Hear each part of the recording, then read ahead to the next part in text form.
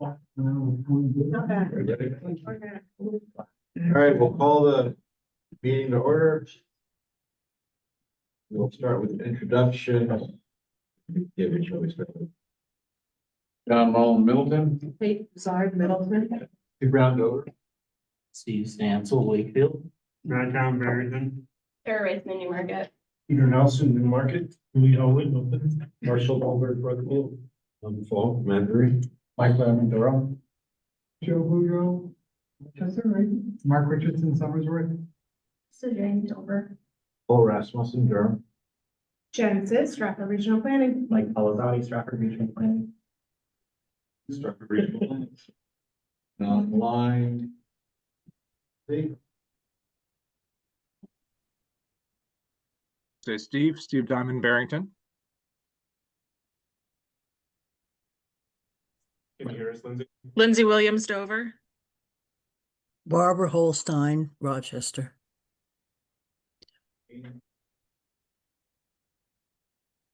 Me? Oh, Yeah. sorry. Kian McDermott, soon to be appointed for the city of Dover. all right. Welcome. Thank you. I'm excited to be here. Lisa, So, Bill, oh yeah, Lisa's there. Lisa Murphy. maybe not there. All right, Project at the owl when you're talking. okay, Lisa Murphy. All right, who's next? We have Bill. Bill. Bill Watson, New Hampshire DOT. Catherine. Catherine. Catherine Clark, Stratford Economic Development Corporation. Everybody. Glenn Griswold. Marty's here. Marty, yeah. All right. Very good. Good. Commissioner Roundtable. Updates from your community.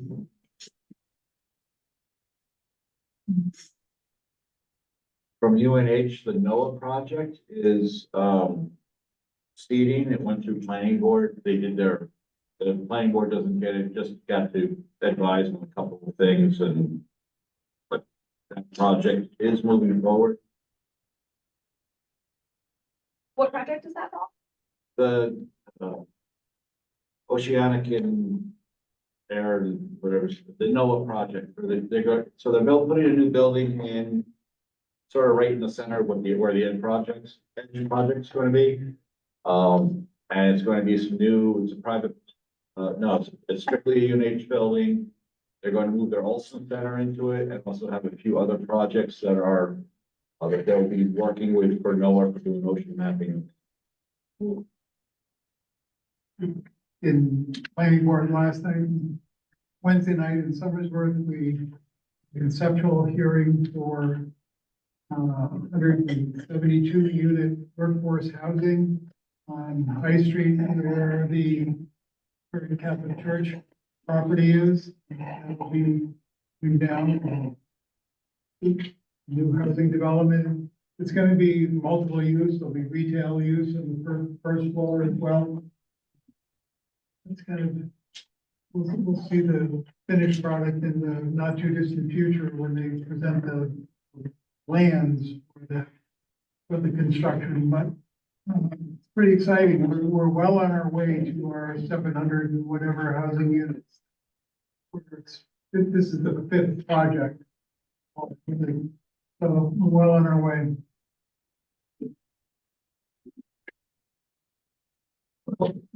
The Dover capital improvements plan was approved by. Oh, just want to ask, regarding your affordable housing. And maybe there's no answer to give you that. But yeah, I'm struck by how much of an impact that can have on Summersworth and surrounding area.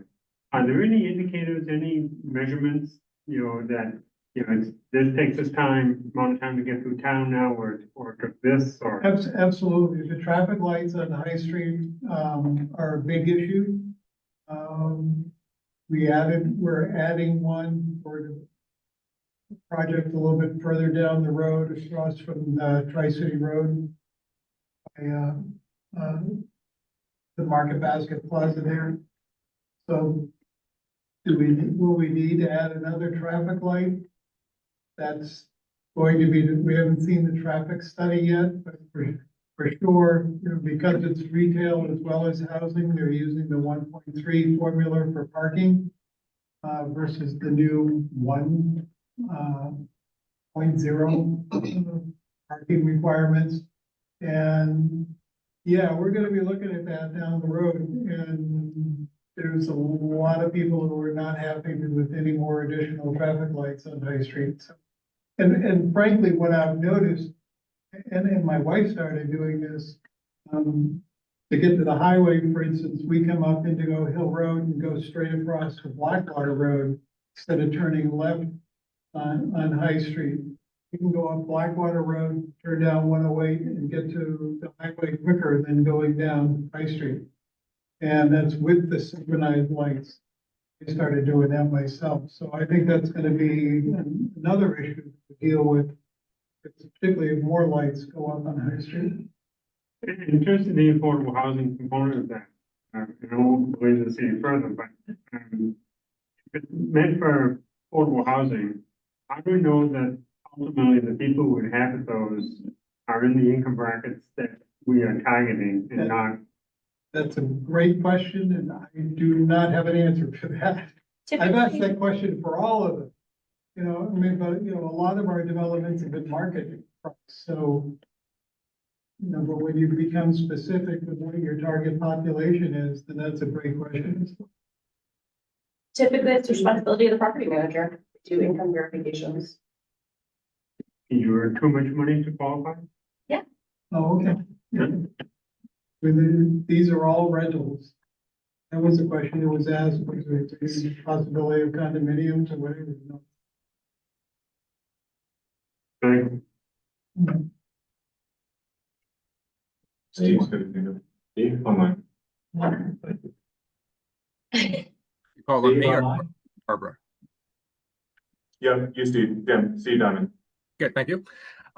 Let's see, in the last couple of weeks, well, first of all, when I was a student at UNH, I attended classes with Professor Joshua Marowitz of communications, and in the last couple of weeks, he just got honored in New York City for his book called No Sense of Place.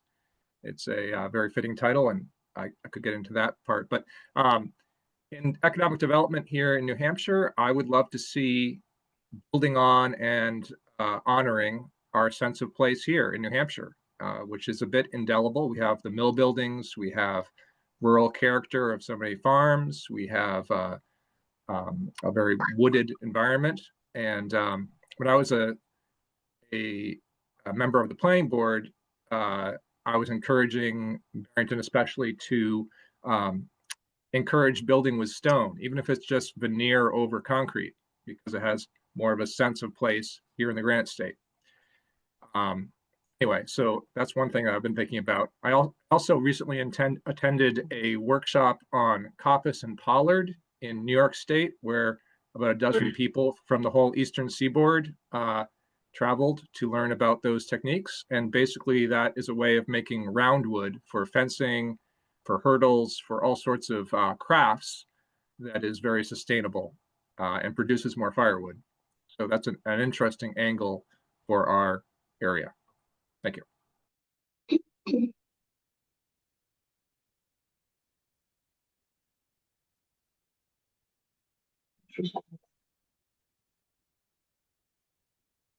Okay, any more? Not really a new market update, but Krista was named to 10 to Watch winner by Capital Seekers last week. What? What was that?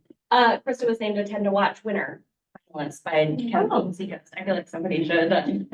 Congratulations. Congrats, Krista. Okay, then, January legislative. Yeah, a preview for the January 16th commission meeting, in lieu of a big fancy, transportation field trip. I've been contacting legislators to meet us at the Rochester DPW conference room. It's large and has windows and is much more friendly. So the plan is to meet there to have a kind of back and forth with them, for them to hear your priorities as representatives of your communities and to get their insights on the upcoming legislative cycle. So I have multiple senators and reps confirmed. I'm a little light on northern communities, so I'm working on that. But Senator Waters is a go. Senator Perkins Polka, Senator Waters is trying to get Senator McConkey. They work together all the time. And we've got a number of reps from so format is still kind of TBD. But I wanted to be kind of an equal back and forth, as I described, almost a roundtable discussion. I'm wondering if the easiest thing would be to kind of do some sort of online gathering of things from commissioners and TAC members ahead of that, unless we want to discuss it at the December meeting. But we haven't kind of nailed out those details. But date and time and location are all confirmed. So please attend to hear from legislators and make sure they know what you're thinking as they head into committee discussions and bills and the 10-year plan and housing and economic development. That's 116 Rochester. January 16th at 9 a.m. The address is 209 Chestnut Hill Road. It's just you go out here and it's sort of the back way to get to Route 11. Can you send that out? Yeah, we'll be sending out an invite, and I kind of saved the date today, or early next week. I would say we would welcome any thoughts that you might have on format for discussions and topics that you would like to address. Colin has done a nice job of reaching out to legislators that sit on the various committees that hear bills that are applicable to the broad range of planning topics. So while the idea was spurred from the great conversation we had around the 10-year plan and the need for additional transportation revenue generation, we wanted to bring it to be a more holistic view of planning topics for that session. So, yeah, so looking for any feedback or input you might have. I will also say, kind of putting in that plug for your role as commissioners. This isn't one of those ones that'd be really a good opportunity for you to connect back with either your board of selectmen, town council, city council, planning board, municipal staff, what have you, to collect some ideas and feedback, questions that they might have, policies, positions that they might have, to, bring that to the table and advocate for your community.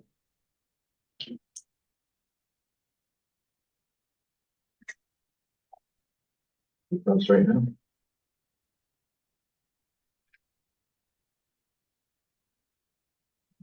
Right this morning. I think it's a great idea and I'm looking forward to it. I'll throw out some ideas on ways to structure the conversation because I don't want it to get focused on the 10-year plan alone. I don't get the sense from any of the legislators that they're there to make a stump speech or anything. And, I want it to be balanced, an open conversation that looks at all the range of things. So I'll throw some ideas out there, maybe do some sort of survey. Is it an appropriate time and place to discuss the anger my community is feeling towards these legislative changes in our zoning? Absolutely. Yes, I want to talk as little as possible. I don't want to be me doing my whole thing. I want you guys to express your concerns and desires for the legislators as they work through bills. to make sure they understand. And I've only gotten positives from the folks I've called. One guy said he's not gonna be available, but please send him a summary of comments because he wants to understand where you're coming from, because he recognizes the disconnect between legislators when they're in their little huddles dealing with bills and not able to get that direct feedback. So folks have been enthusiastic, the ones that I've gotten in contact with. Colin, to that end, is it possible to record this? So We're gonna people have- could see it on the website and We're gonna do a Zoom meeting just like normal, so you have recording and virtual option for folks that it's easier to attend virtually. And I'll be typing or scribbling Natalie to kind of summarize things. thank you.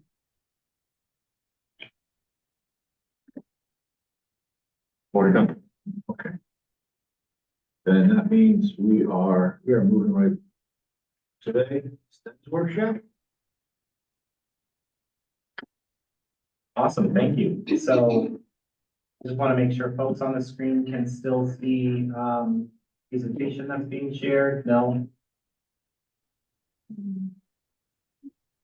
It's still in share mode, but it looks like a screensaver or background being shared.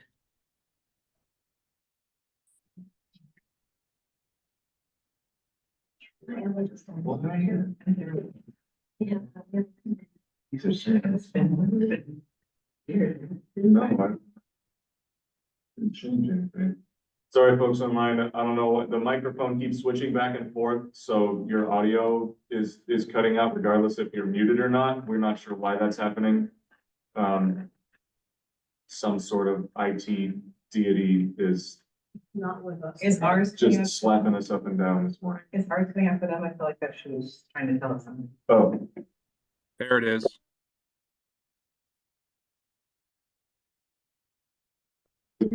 our audio on your end is cutting in and out? Or are we coming through clear? It's mixed. When it does that. If you. Can you mute your microphone? Mike, Can I what? mute your microphone? No, it's the same. We're using his laptop. Your system settings. You're like the first one or two.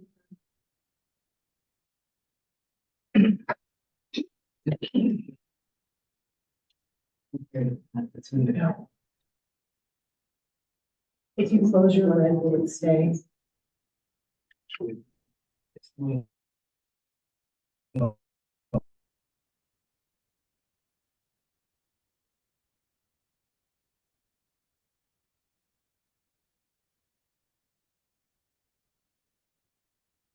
If folks in the room are speaking, we can't hear them.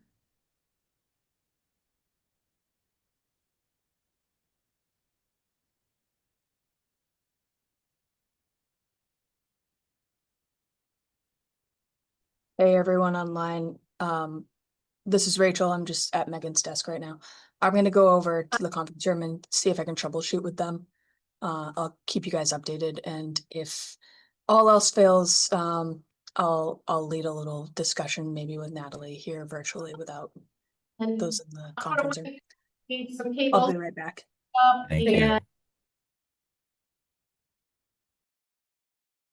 able to get it set up in time for our executive meeting. We ran analog for executive committee. And then things were still not quite cooperating right, so we gave up and connected to a staff laptop instead, and so nothing is quite configured the way we need it. So we lost you entirely on Zoom for about a minute. great. I did give them an update that I was gonna come over here and try to troubleshoot with you all, and if all else fails, Natalie and I need some kind of discussion with folks on Zoom. If that is more beneficial. Another option, could Natalie screen share the presentation for us? Yeah. We can actually hear you now, Jen. We weren't able to hear you before, but we can hear you just fine.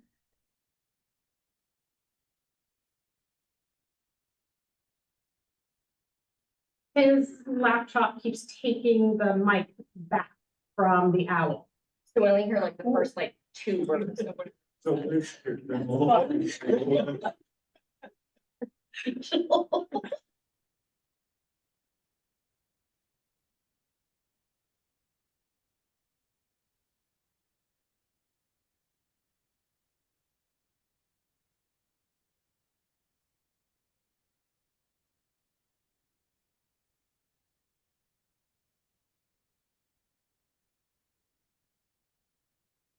I just sent a request so that I can share my screen.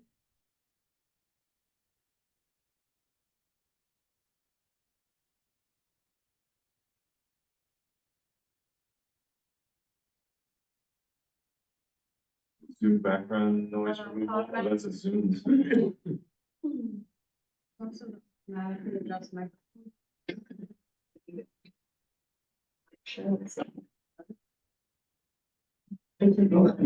Speaker and. Yeah, so the audio profile, some photos like medium.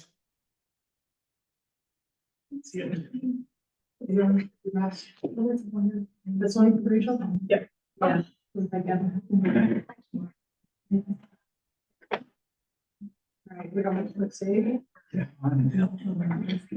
Okay. Yep. Not sure what's going on. Can Zoom folks hear us now? We can hear you.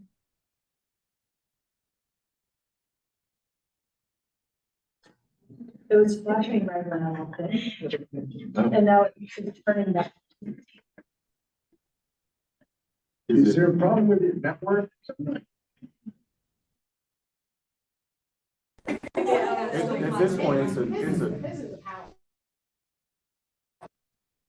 Our owl just died, so I think they're all reaching their expiration. We have another date. owl that's. Yeah. I think the 5 year. It's time. It's Yeah. just an. Can we all pitch in for a new owl? Maybe? Yeah. Okay. Natalie, are you able to hear right now? Can I what? Are you able to hear right now? Oh, yes, we can hear right now. And yeah, We need to do a little change on the fly and have you run through just a couple of slides with the online group and then do the two activities and steps completely separately, just so we can make sure we have time, and then I'll do it with the in-person. perfect. So we'll be running two separate non-contemporaneous meetings. So we're gonna leave Zoom. Yeah, we'll just mute you if that sounds okay, Natalie. That sounds perfect.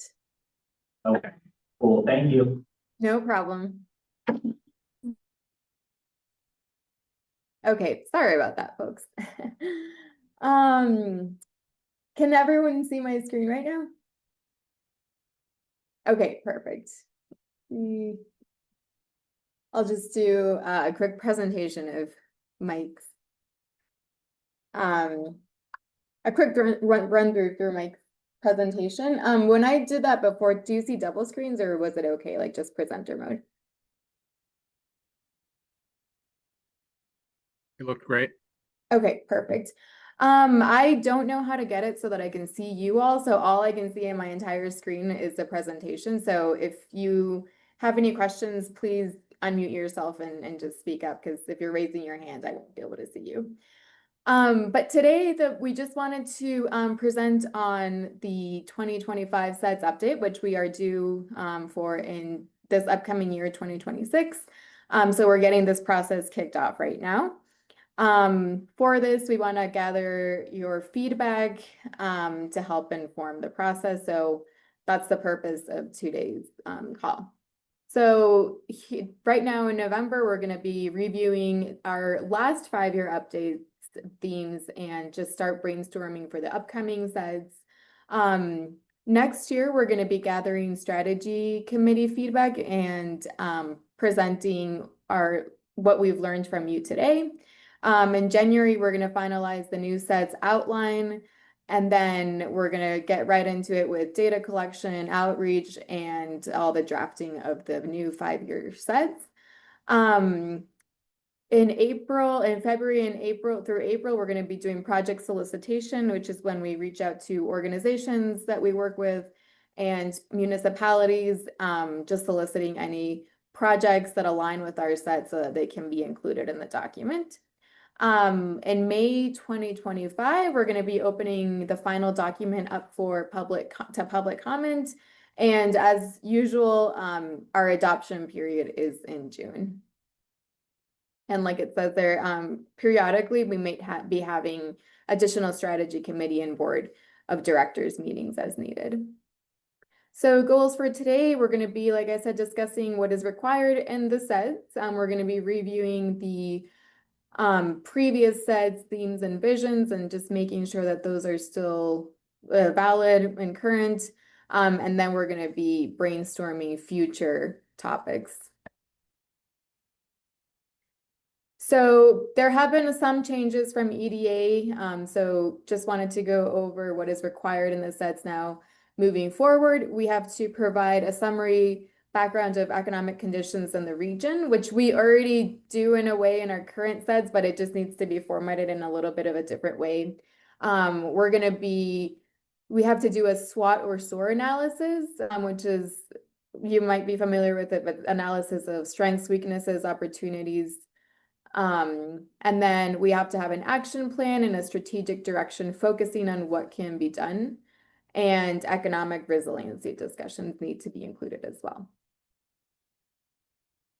So this is a list of the current sets, 5-year sets, themes, and visions.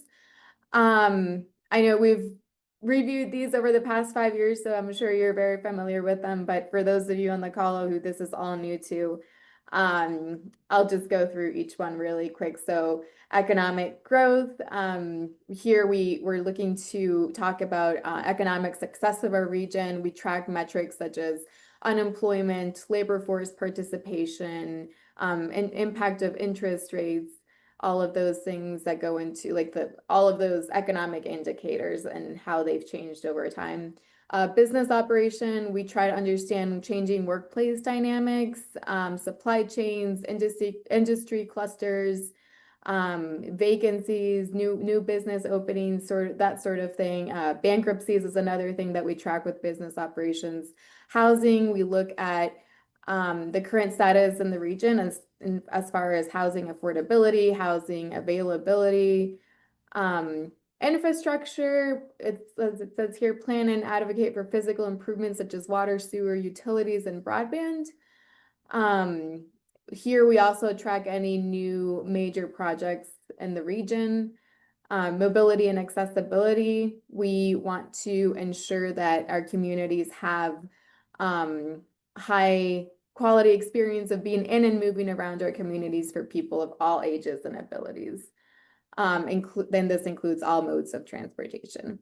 Age friendliness, we focus on promoting community development that is responsive to people of all ages and abilities.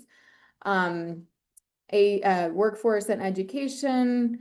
Here we try to understand the strengths of our region's workforce and encourage opportunities for residents across residents to access education, training, or retraining that they may need to pursue their careers in a dynamic job market. We also focus on education programs that we see and trends that we see in the region. This includes like CTE programming and apprenticeships too. Community vibrancy, we look at the strengths of our regions and communities and what makes them unique and vibrant for residents and visitors. This includes the built environment as well as our natural resources, tourism attractors, and local rec and entertainment. And childcare, we look at the supply and demand of childcare in our region, and how we can help increase affordability and accessibility for future children. So this leads us into our first activity, which is, sorry about that. Our first activity, which is a reflection on past themes, which are those that we just looked at right now. I'm gonna have to stop sharing for a second because I need to share a link with you all. Let's see. So this, we're gonna be using a program called Padlet. So I'm gonna throw the link in the chat for you all. If you go ahead and open that link, it's gonna take you to a page where that's gonna lead us to our first question, which is, let's see. All right, sorry, I'll pause for a second. Did that open for everyone? Okay, great. Okay. So here, we want to know from you which of these themes feel the most relevant to you for the next 5 years, which of them feel the least relevant, and what just generally as you work through this, so we want to know what stands out, what surprises you, and do all of these themes still resonate and will resonate moving forward. And I just want to pause here to say we're going to have 2 group activities. So this first one will only be focusing on the 9 themes of the current sets. And then we're going to have a different activity in a few minutes where we're going to look at things that are not included in right now in today's sets and that should be included. So if you have any thoughts on that, just hold that part out for the second activity. So in the page, you'll see a list where it says vote. Use the heart reaction to highlight which themes feel the most relevant. You'll see 9 different boxes below that you can scroll down through. This is a list of all of the themes that I just talked about and a brief explanation of what each one of those is. So if you can just take a few minutes to go through them and use the heart emoji if it still feels, or for those that feel the most relevant in this list. So I'll let you do that for a few minutes.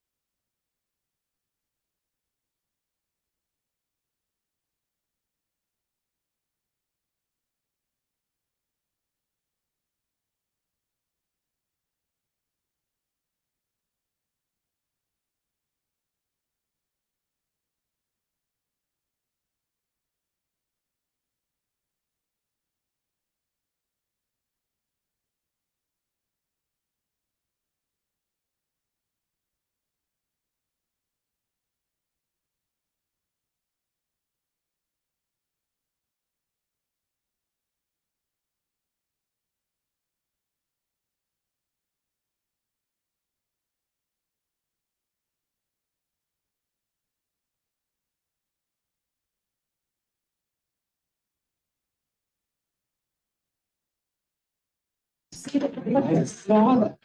It's just for me. Looks so bad. It's like that. Well, thank you. Just like, yeah. Keeps like, that's like he's here. I actually didn't have a meeting, a couple of chairs around here. Stand, whatever it is. Yes.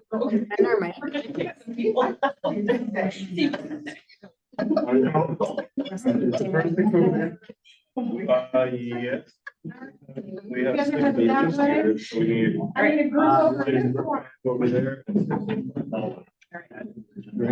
don't want to talk. Come on, Marshall. We can use. Oh, you cannot stop reading. Yes. Okay. People need to I have shift. a group of 2, so I I think need. it- you got. Three people with me. We wanted to, all right, we're.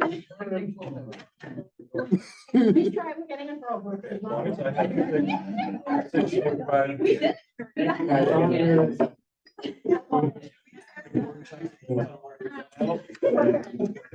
Wild ride. 2, 3, 4, 5, So 6. we, Yeah. just for timing sake, everyone in the room. So So Colin, 15 minutes. I'll set a timer. I can set a timer. Yeah, I can be useful. Can anyone in the room hear us? We only got I think they muted the computer speaker and then unmuted the microphone, so they can't hear us. Yeah, I'm texting Jen to see if she can. Because I don't have the ability to hear. Round of introductions to-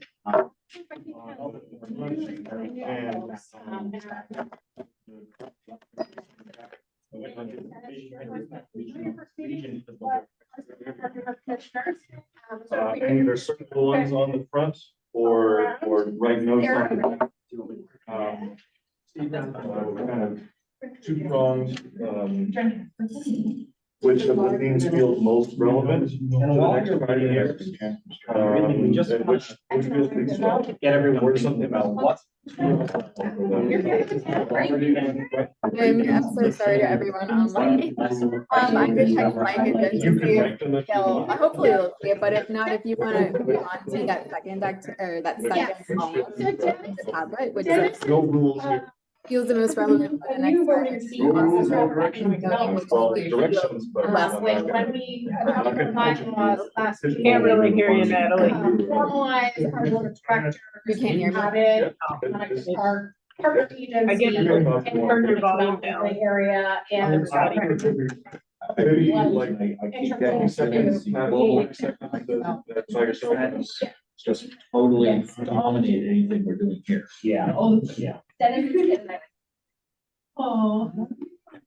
And we. No. Oh my gosh. All right, wow. Okay, I'm supposed to give you a worksheet. I consider this. Yeah.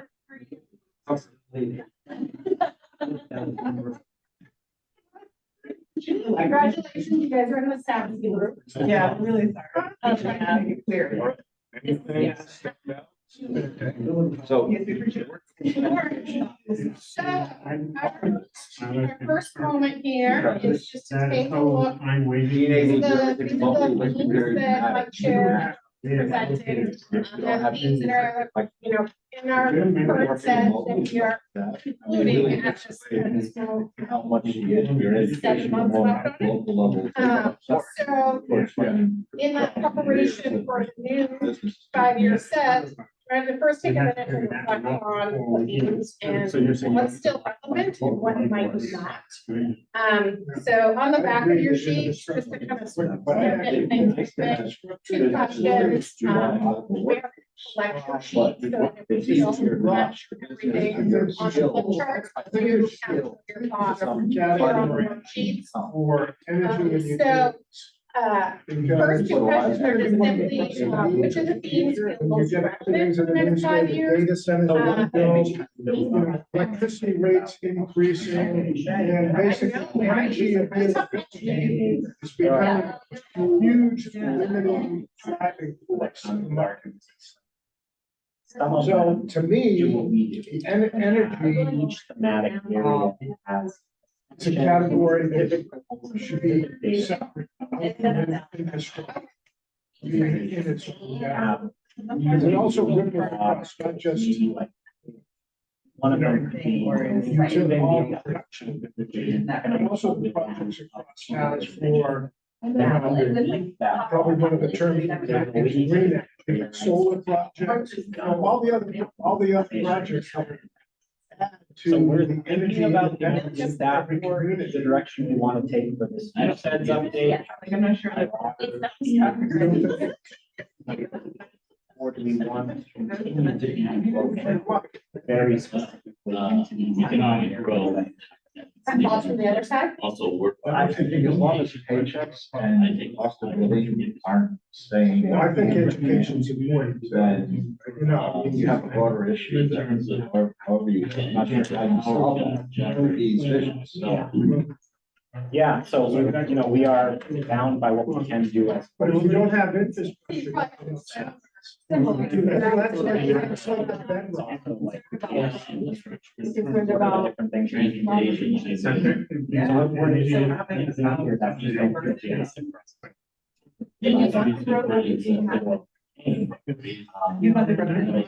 He wants to be built.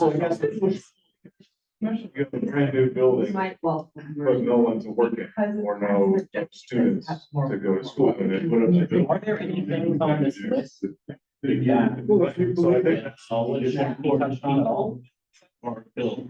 Well, if you believe in AI and robotics, there won't be any jobs and you'll all be on universal labor. Well, none of those AI people are gonna stay there.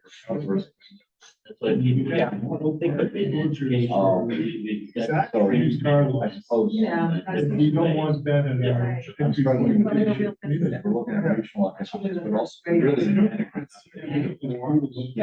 I agree. Number one. So I would say that if it's stable economics, probably. All connected. And. It's not on my morning. That's why my focus is short. What are the most relevant? What are the most relevant? That we want to continue. Yes. I think the answer, if you feel they're relevant, you can say that. I think that's a good job. I think the community college is trying to do a good job. The other end, I'm not convinced they're reducing. Yes. AI is very, it's going to be part of the future, but it's like buggy whips. Where's buggy whips? Whips are gonna go up. So those people that. So that actually goes to, question. They're gonna find something. Which was, can we aggregate any of these things? Or do we want to aggregate any of these things? How do we, I was thinking, how do we You and educate Miss Halligan. youngsters to do that? Once we get that, and all this other stuff, which is very important, how do we keep them here? How- Yeah. Childcare. Childcare, how do we get them from their domicile? So that's another piece of it. If that is what's gonna happen, What we you may need not to have. fund, them. and I think We may have data. traditionally taken a more global view, when we're talking about priorities. Not in the. Because I would say, into that question, we know that other folks, when you apply for USDA World Development Funds.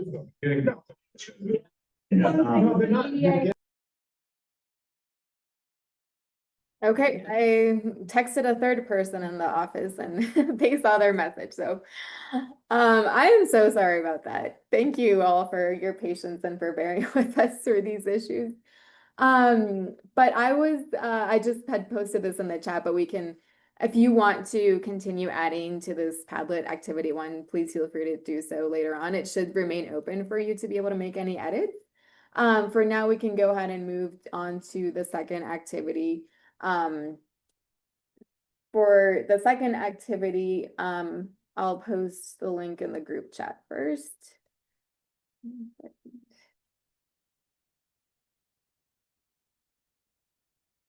Okay, so here, we want to get a better sense from you, your organizations, your communities, and what you're seeing. What is coming down the road that we must be ready for? So what are some emerging trends that we will all be facing soon?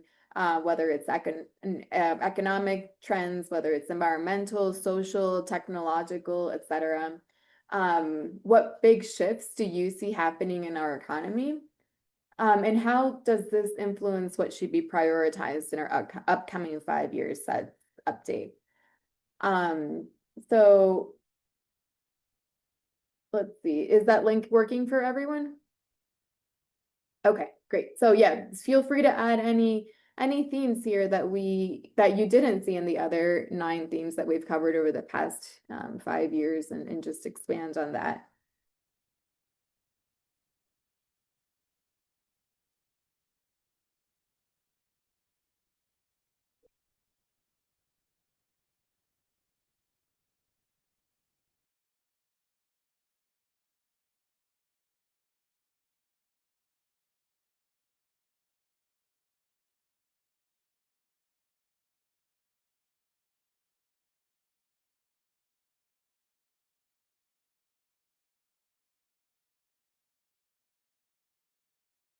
And if anyone wants to unmute themselves and speak on any of what you're adding to the Padlet or expand on it, please feel free to do so. We can also have a group discussion as well. You don't only have to do the Padlet.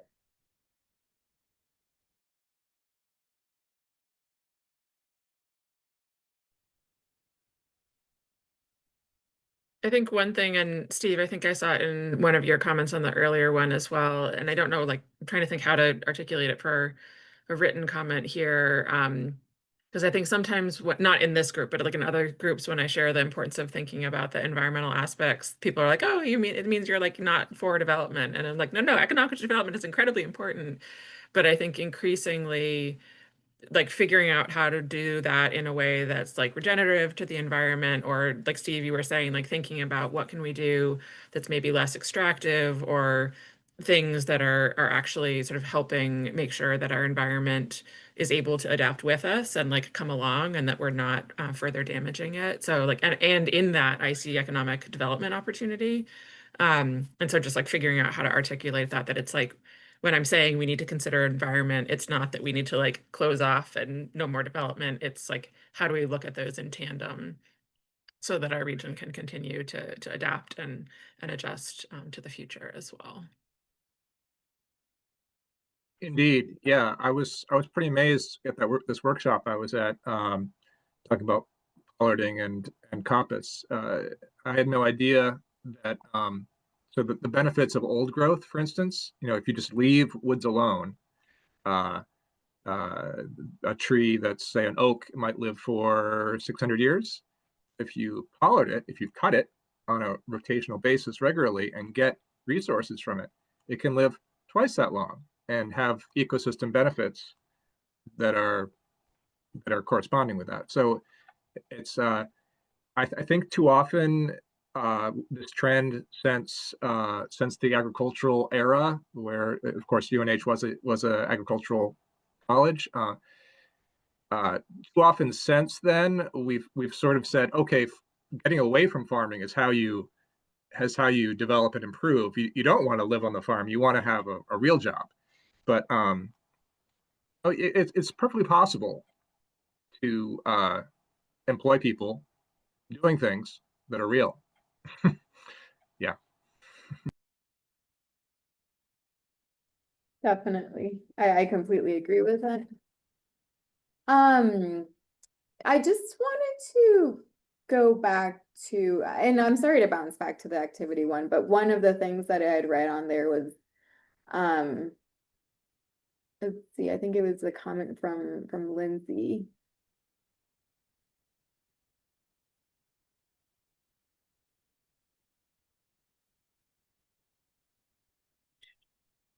Was it something that maybe you thought maybe the economic growth theme wasn't as relevant? It's the operations. Yeah. Do you want me to elaborate on? Yeah. It's not that it's not relevant. It's that then thank you for asking, because I was like, oh wait, the way I worded it probably isn't quite what I meant.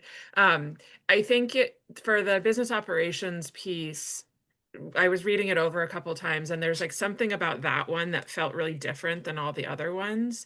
And it felt like the other ones are like underlying context or like visions for what economic development could be. And then the business operations one, like it feels like that one's changing so fast that I didn't know like what like, is that just a piece of education? Is that a piece of something else versus it being a standalone? So not that it's not important, but it just like, it felt different than the other ones, I think is probably more what I was trying to say. Okay. Just taking some notes on this side, just to expand on that. Thank you for clarifying that.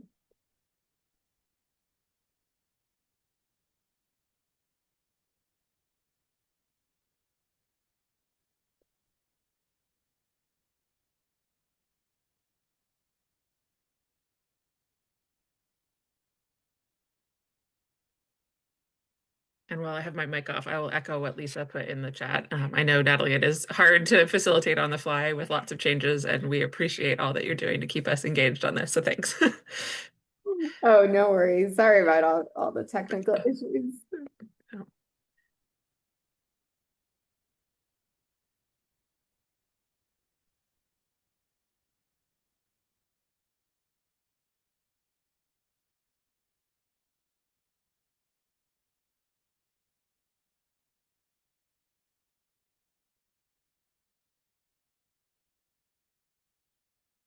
Are there any big shifts that you all have seen happening in our economy, in your communities or in your work?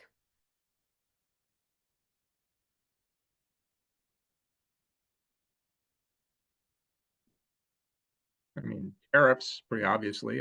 If I want to buy something particular, suddenly I have to fork over 20% extra cash if it's coming from abroad. That's pretty inconvenient.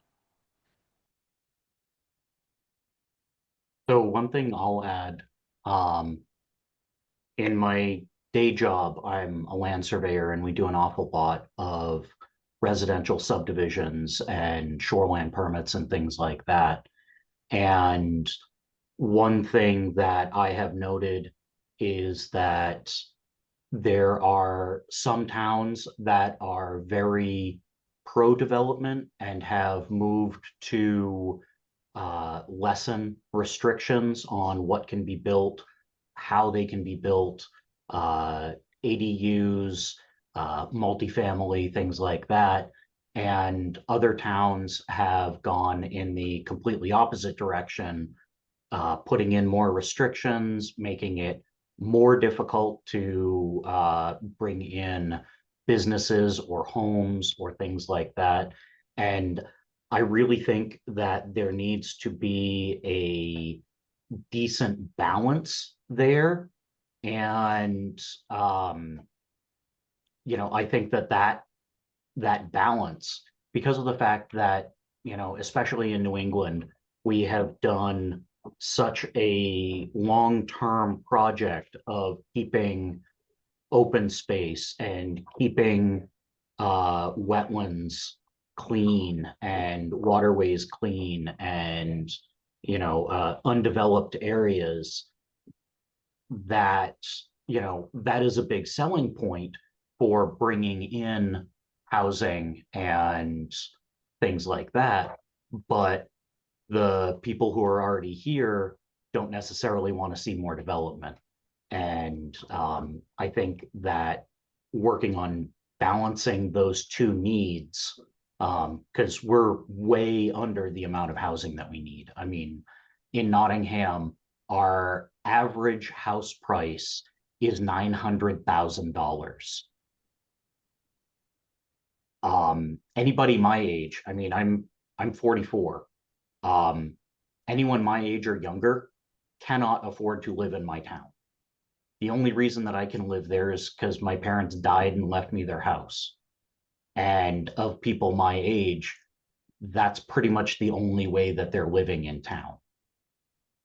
Or they're already wealthy. And so being able to make it so that affordable housing is capable of being created, we need to make it so that small businesses can be on, in some of the zoning issues that we have. We need to make it easier for people to start small businesses. We need to make it easier for people to be able to build ADUs. We need to make it easier to, have that sort of economic development while still protecting all of the things that make people want to move to the towns and cities in the area. Interesting point. I was the most senior member on the Barrington Planning Board for a bit, and it was I can barely understand all the jargon and complexity of what the zoning ordinance has. And as I understand it, actually, it's more pages than Dover's zoning ordinance, which, wow. So Barrington, yes, Barrington has a 17-page checklist that you have to fill out for a subdivision. 17 pages just of the checklist. The zoning ordinance itself, when printed out, is a 2.5-inch binder. It's crazy. And I mean, Nottingham's, obviously we don't have the same level of development that Barrington or Lee or Dover does, but ours is still, I think, really, really restrictive on what can be developed. I mean, we just had a workshop on Wednesday about zoning amendments, and one of the things that we did as part of that is Nottingham requires a 30,000 square foot building envelope exclusive of steep slopes, wetlands, setbacks, wetland setbacks, well radius, and it must be suitable soils. And we took that out of our zoning because our zoning also has 50-foot setbacks from every boundary line, which makes it so that if you've got a 2-acre parcel and you have a 2 or 3 foot wetland, like 2-foot diameter, size of a manhole, wetland on that property, it's no longer buildable. And that's the sort of thing where I'm like, okay, we need to balance both protecting the wetlands and protecting the character of town, but also not making it so that it's impossible for people to build or, develop their land.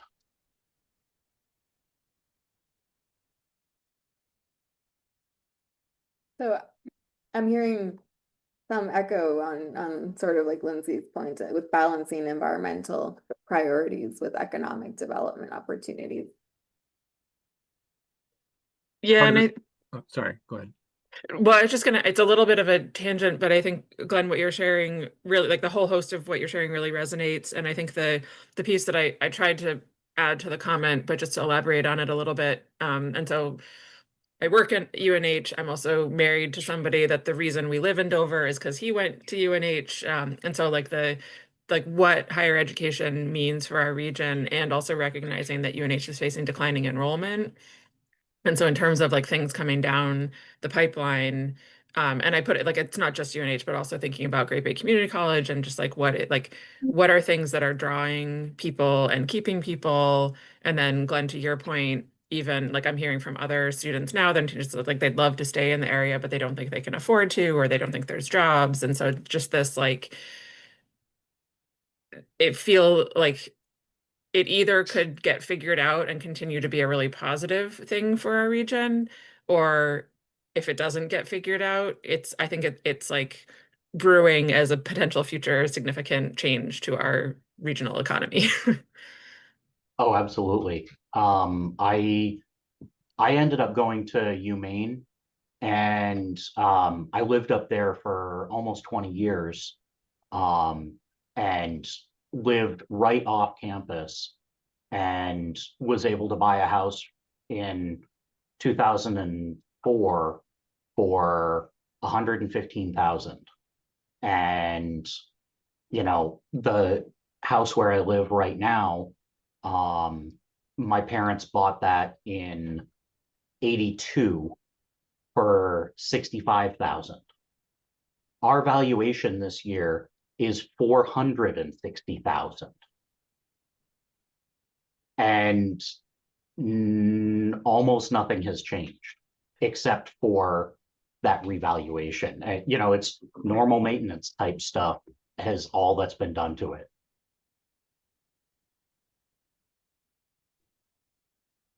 Don't mind regulation. I just think a reasonably smart person should be able to understand what the rules are and be able to navigate those realities. Part of the context is that it's illegal under state law to be opposed to growth, which is an odd situation. So anyone who has misgivings about growth has to be complaining about rare turtles or something. But we could redevelop within the confines of our existing sizes is an option. You know, there's a lot of ways to go without being opposed to changes.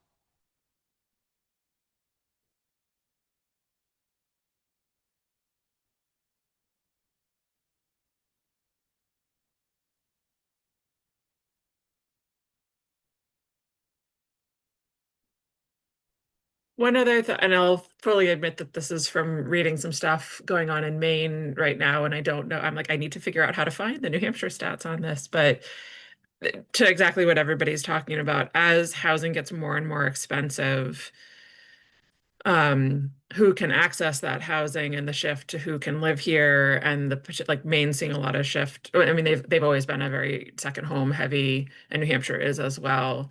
But I am hearing in our communities as well, and I don't have the data to back it up, but just the like who's buying all these houses in Dover. And so that rumbling as like, what is it? And again, anybody's allowed to buy whatever they want, but I think I'm hearing some fear within the community in terms of like loss of community feel.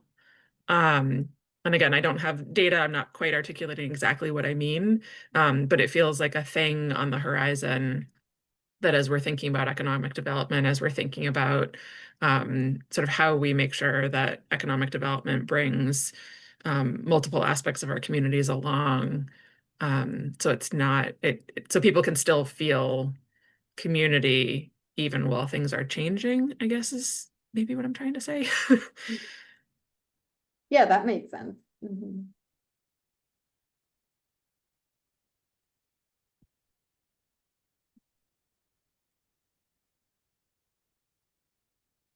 I think others would agree with you. I'm looking at the results of the activity one, and it seems like community vibrancy is the most liked one of the top of the 9 topics. So I think that sort of shows in what you're saying.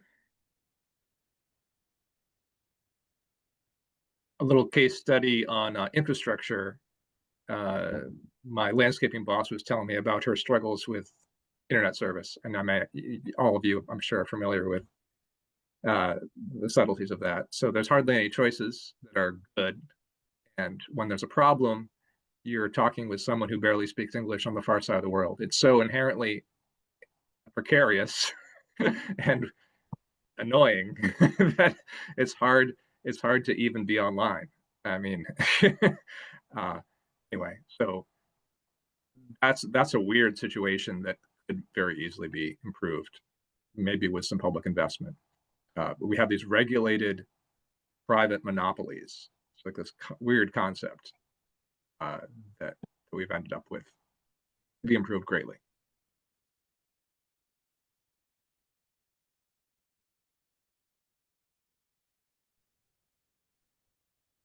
One other thing on the horizon, and again, I don't know if this is like short term and it will get resolved or it's going to continue to be an issue, but like the intersection between healthcare and childcare and housing and small businesses, of just like people who would love to start small businesses just can't, because they're like, I have to take a job in a big corporation because I need healthcare, or I have to like just that it like sounds really negative to say, but it like that fear of that like stifling of entrepreneurship because it's not affordable to take you can't take the risk.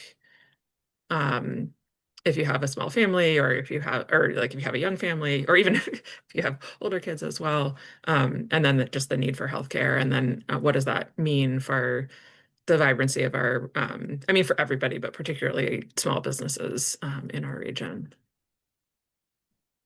Yeah, absolutely. My husband is a landscape architect, and he has talked about potentially, you know, in the future starting a small business. But that's been one of the things that we've talked about, is that because of the cost of healthcare specifically, that is probably not an option for us. So I can definitely relate on a personal level to that.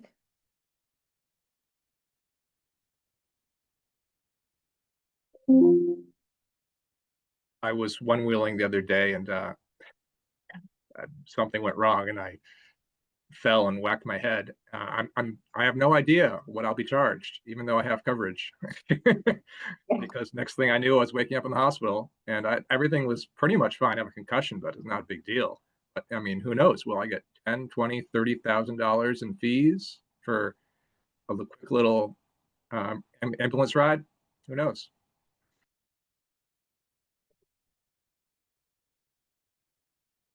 And I think maybe tied it's there's the reality of that, and also the fear of the uncertainty of that then impacts economic development in our area. So there's like that mix of if there's not stability, if there's not predictability, the unknowns also make it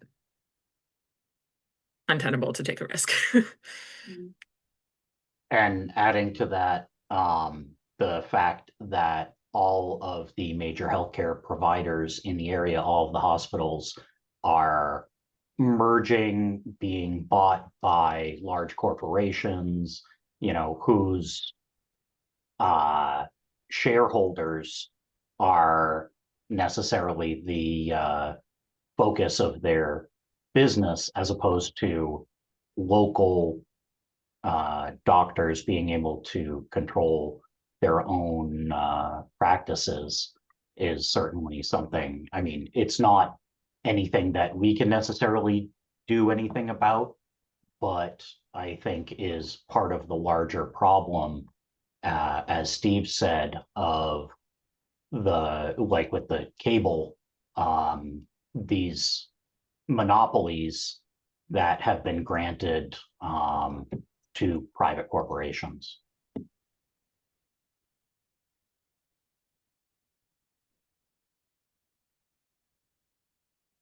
One other trend, and I haven't followed it as closely more recently, so others can correct me if I don't have this right, but I think the concept is still there, whether or not I have the trend direction correct. But not that it's like something on the horizon that people aren't thinking about, because plenty of people are thinking about it, but just thinking in terms of energy consumption and sort of where are, like, how are we powering all of the economy in the area? And I think there are, like, one positive thing, my sense is that one positive thing that New Hampshire does have going for it is the community power aspect. And so kind of as maybe taking a little bit different tact than others, but also that, like, there's some benefits and some challenges and opportunities in that space. And so thinking about how do we and maybe it ties again to thinking about the sort of diversification, both of energy types and of ways to get your energy and who you're paying for that energy. But just being cognizant that economic development includes the energy side. And it was reminding me, again, I've not thought this is good because it's all bouncing all things, but there's a concept, again, it's the acronym is food, energy, water nexus. And so again, thinking about, like, regional food supplies, regional energy supplies, where's the water coming from? How are we keeping the water clean? Glenn, to your, it's like, how are we protecting the wetlands, but also enabling development? But sort of thinking about making sure that food, energy, and water are being thought about while we think about economic development.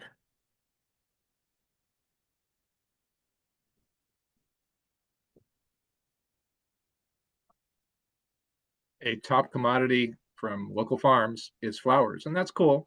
But that sort of illustrates how much more concrete and real it could be if we, with some adjustments, to actually make food more often here.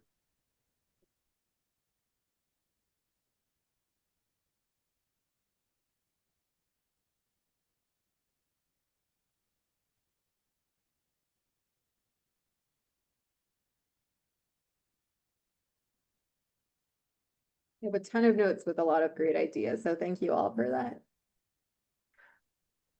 So, Steve, in regards to your point about farming and agriculture and that sort of thing, I mean, we have the ability to be available to quite a few large markets nearby, you know, Boston, New York, Portland, some of these major urban areas that are, you know,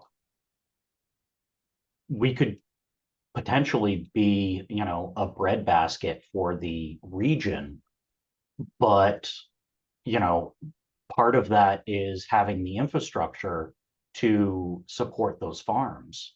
You know, Nottingham is very rural. There are quite a few farms. I've got livestock myself. I live next to a dairy farm.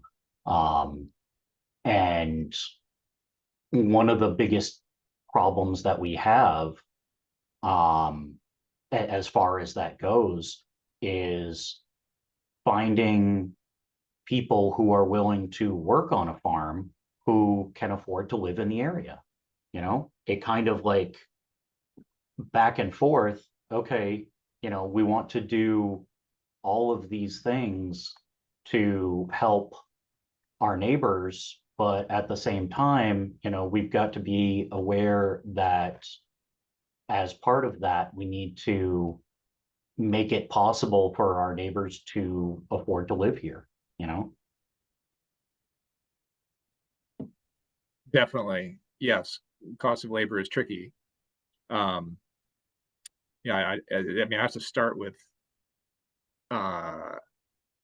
the amount that farmers get paid for a product like eggs. Like, wow, I can't imagine.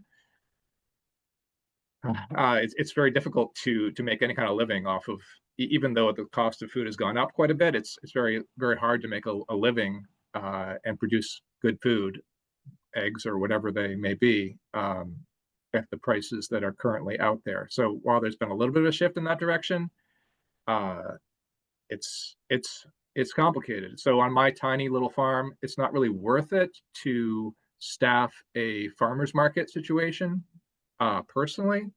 And that's even separate from the labor producing things. So yeah, that's a tricky question. I don't have all the answers on that. It's certainly the visa situation being changed is a step in the wrong direction. H1 visas. Anyway, yeah, it's an important question. You gotta have workers.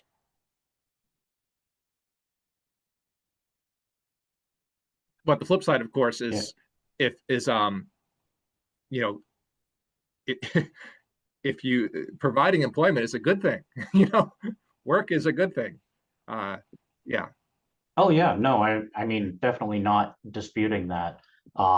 So my wife and I have goats, Nigerian dwarfs, and so we produce milk, a lot of milk. And you know, some of our other friends who also have goats, you know, they're selling their goat milk at you know, between $10 and $15 a quart. And that's still not enough to break even, you know? And part of that is wages not keeping up with inflation. Part of that is you know, just the cost of maintaining animals. But, you know, there's, I don't know, something has to be done, but I don't know what it is.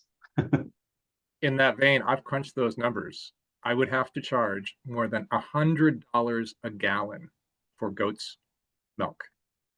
At my extremely small scale, admittedly, but part of that is because to get decent hay, I have to go to New York or Canada indirectly.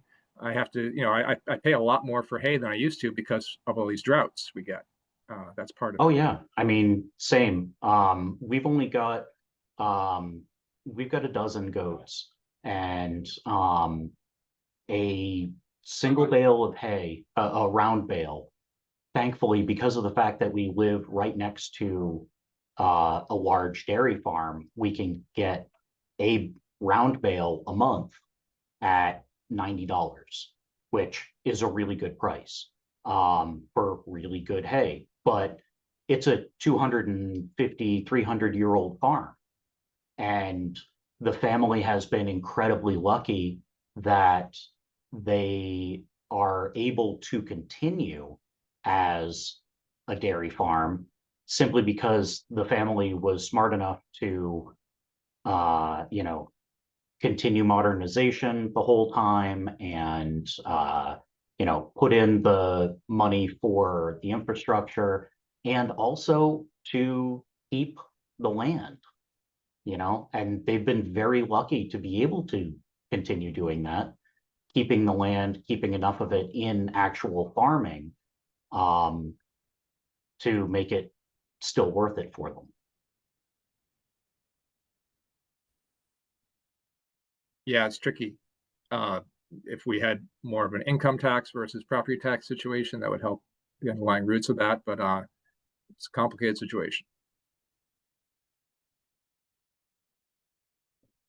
So it looks like we are gonna have to go back to the larger group for a final discussion in a minute or so, but before we do that, just wanted to ask the group something in regards to the small group activity number 1. I noticed that no one really selected, there was no hearts on the economic growth and business operation themes. So I just was curious if anyone has any thoughts on that, and these metrics that we track, especially for like the economic growth theme, where we track employment, labor force, wages, not keeping up with inflation, are those things that you all feel like are not important for the purpose of the sets, or do you just see it like incorporated in a different way and not a standalone chapter, or how are people envisioning this, I guess?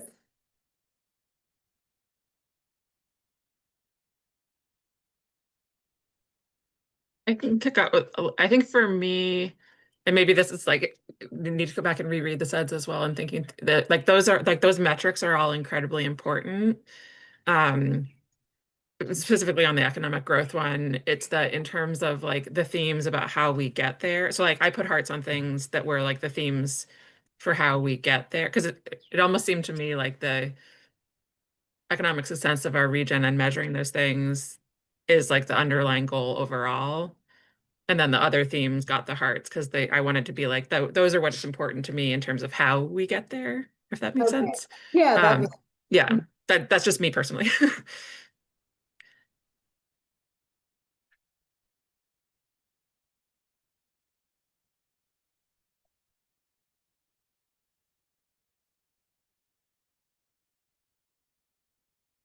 I think personally, I was reacting a bit to against the premise of making Glenn was talking about this a bit too, about consolidation, about existing businesses getting bigger and bigger.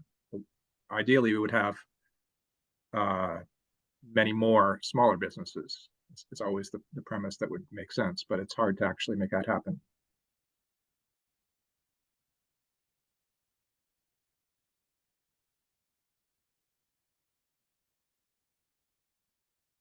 I mean, one thing that we as SRPC could do, I think, in that vein would be to make it easier for smaller businesses to exist, while making it more difficult for, places like Walmart, to move in and kind of destroy an area. Or, not necessarily destroy, but you know what I'm talking about. Because I feel that when, okay, growing up in this area in the 80s and early 90s, there were so many small businesses that, filled basically every little small town. And you had, half a dozen different, like small retail stores, and all of those places provided for employment and made it so that the tax base was more evenly distributed, and also gave people a sense of community, because it's like, oh, hey, there's, John from the hardware store, or people being able to meet up at I don't know, a small bookshop or whatever. And some of these large box stores like Walmart or whatever have just made all of those go away because they can just offer everything cheaper. But at the same time, it feels like kind of sucking the community out of the community.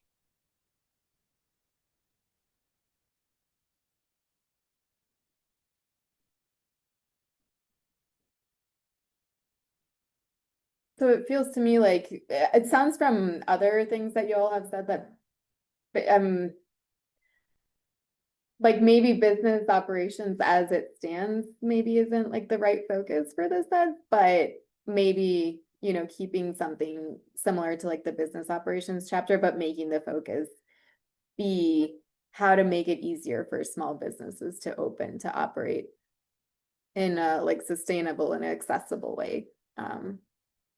If I'm hearing this correctly. Yeah, I think that would be a really neat way to yeah, still acknowledge all the other pieces and the data and all of that, but say, yeah, but like take it a step. What am I? It's like, kind of adapt where it is to where we're trying. It's like it seems like there's interest in where the region could head in the future. Okay.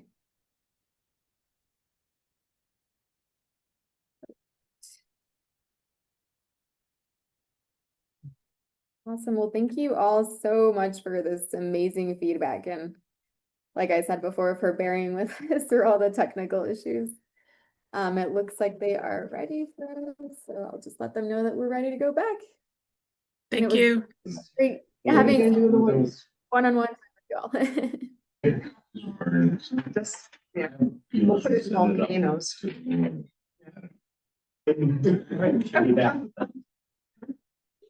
Hello to those on Zoom. You should be in our car ride home. Oh, you heard us. Okay.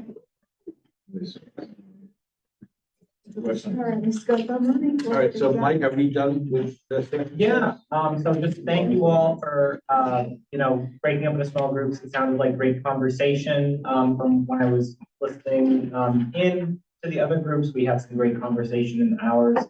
This was gonna be some very helpful feedback to, start this process of updating themes for the next sets. Jen passed around sticky notes. This is just for when you're on your way out. There's a poster board along that wall, and it's asking a question, really just kind of high level vision. What do you see as like a success for the SEDS in 2030 in the future? So just on your way out, if you want to, take. What was that again?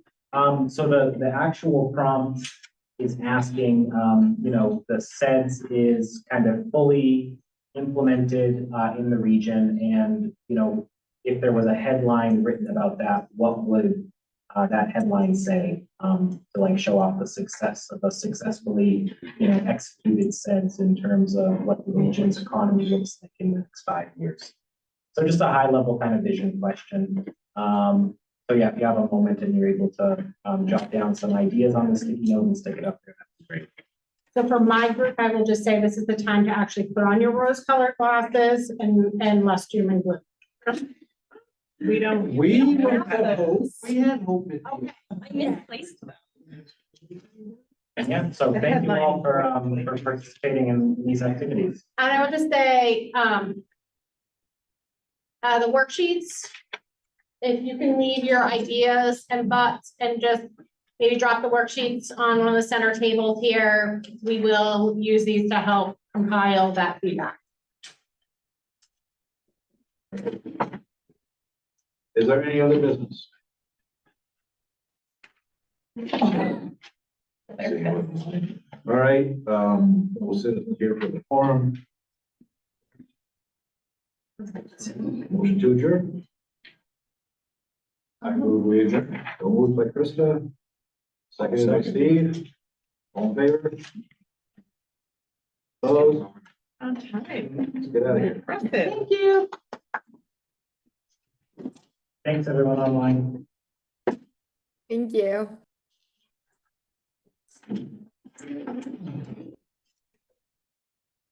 Oh, my God.